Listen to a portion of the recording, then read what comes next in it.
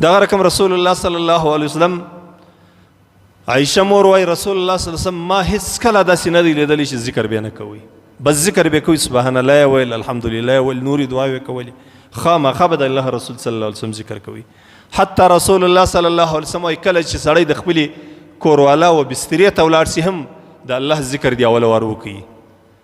دا کلمات دی وای اللهم بسم الله اللهم جنبنا الشیطان وجنب الشیطان ما رزقتنا، الله موږ د شیطان څخه وساتي او هغه رزق یعنی هغه اولاد شته مشترکه هغه د شیطان د وسوسو د شر څخه وساتي. اسانه معنی ده، اسانه الفاظ دي. رسول الله صلی الله علیه وسلم د بيدیدلو په وخت باسمک اللهم اموت واحیا او در راپورته کېدلو په وخت الحمدلله الذي احیانا بعد ما اماتنا والیه النشور، دا ټولې د رسول الله صلی الله علیه وسلم مسنونې دعاوې دي.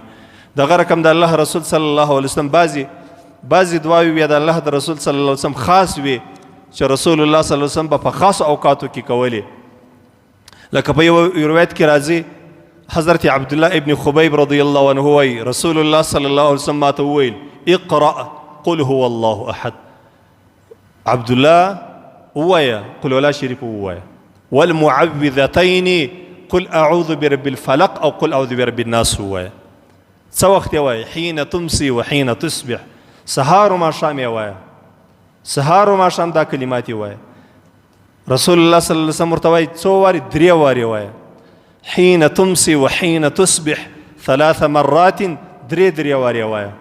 3 وارې قل ولا شریفه، قل اعوذ برب الفلق، قل اعوذ برب الناس، بیا 2 وار، بیا 3 وار. سهار یې وایه، ماښام یې وایه. رسول الله صلی الله علیه وسلم څه ورته وایي؟ تکفیک من کل شیء، د هر شي د شر څخه به دې الله وساتي، د هر شي د شر به دې الله وساتي. په بل روایت کې راځي رسول الله صلی الله علیه وسلم خپل صحابه کرام ته وایي، یو صحابي دی په رسول الله صلی الله علیه وسلم پسې ګرځي چې ورته وایي چې د ماخستن جومات ته راځې جومات کوو.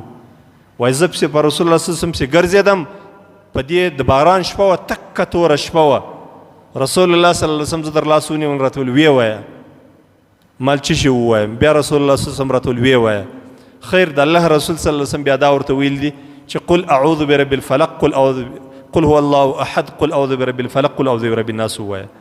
رسول الله صلی الله علیه وسلم بیا دا ورته وایي چې د هر شي د شره به دې الله تبارک وتعالی وساتي، یعنی د شیطان د شره، د انسان د شره، د جنیاتو د شره، د حسیدینو د شره، د بغض د عناد والا د شره، د ظالمانو د شره، د غلو د شره، د هر شي د شره به دې الله تبارک وتعالی وساتي.